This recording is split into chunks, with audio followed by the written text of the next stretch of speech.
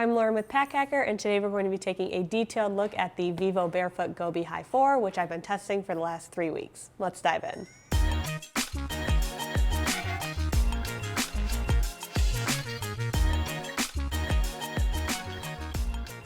So the premise of these shoes, you can kind of tell from the name of Vivobarefoot, is that they are barefoot shoes. So you can see that there's very minimal sole here.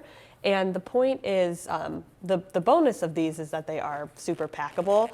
Less so with these because they do have that high top, but I mean, just looking at how I'm folding it right now, they get to be a pretty low profile if you really need them to be. So there is a lot of flex. This upper here is a wild hide leather. And so it feels very smooth to the touch, and it does, you know, get a little bit of that patina just over time. You know, I did a bunch of different activities in these. Between like just walking around a city, but also like a little bit of like very mild hiking. They did carry me pretty well through everything. So I'm someone who personally prefers a little bit more of arch support, but even without that, these still were really comfortable for me. I didn't have sore feet by the end of the day or anything like that.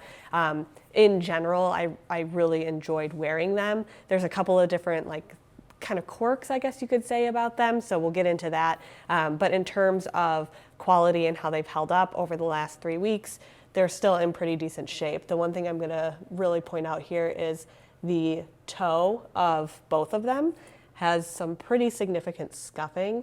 So in terms of like actual dirt, they cleaned up really well. So I got like a bunch of dirt and dust all over them, and it was truly just like a wet paper towel that got it off, and it came off really super easily.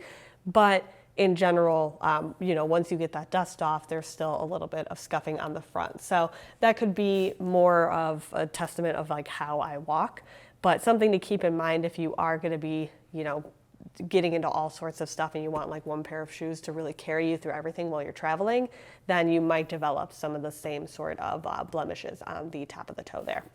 Other than that, it's in pretty decent shape. All the stitching is good. The actual outsole here is in good shape as well. So this is a 2.5 millimeter base and then the 3 millimeter honeycomb. So you do have a little bit of tread there, but nothing too crazy. You can see the different color here is Vivobarefoot's logo.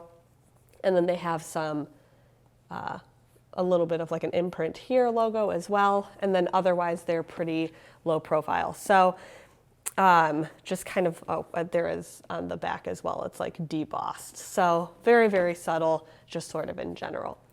So looking at the actual shoe itself, kind of going through like the laces, these feel nice and like secure, but I did have an issue with specifically this shoe untying like all the time. Like I would just be walking and I would look down and I'd be like, my shoe is untied. And it never happened with this one. So I'm assuming that because it was the same shoe every single time, it wasn't how I was tying the shoe, it was something with the laces.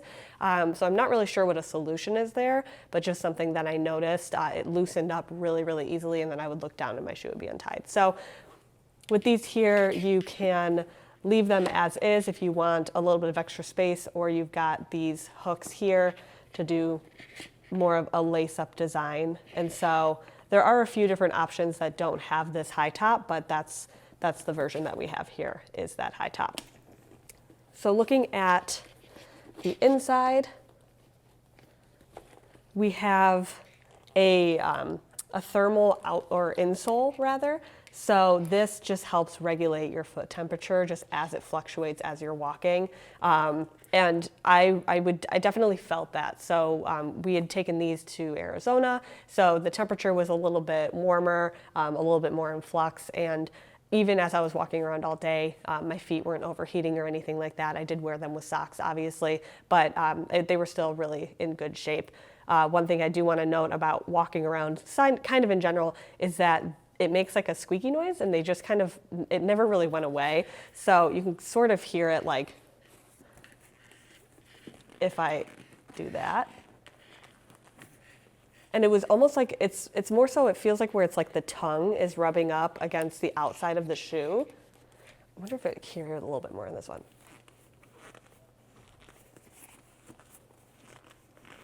and it sort of just made that noise whenever I was walking. We've had good experiences with Vivobarefoot in the past and other very similar shoes that as they wear in, they don't make that noise anymore. But after 3 weeks of consistent use, it's still making that noise pretty consistently. So another thing to keep in mind, right out of the box, it was much louder and much more frequent. So it is kind of gradually getting lower, but I do still get that noise fairly often. So in general, they're still in really great shape. They have that wide shape for that extra stability. And if you're someone who wants something that's a little bit more lightweight, these shoes are designed to feel more like you're just walking barefoot. And so, you have a little bit of variety in how you're feeling if you don't like anything that's too clunky. And then in addition to that, it just being generally a more packable design. So there you have it, the Vivobarefoot Gobi High 4. Thanks for keeping it here at Pack Hacker, your guide to smarter travel, and we'll see you in the next one.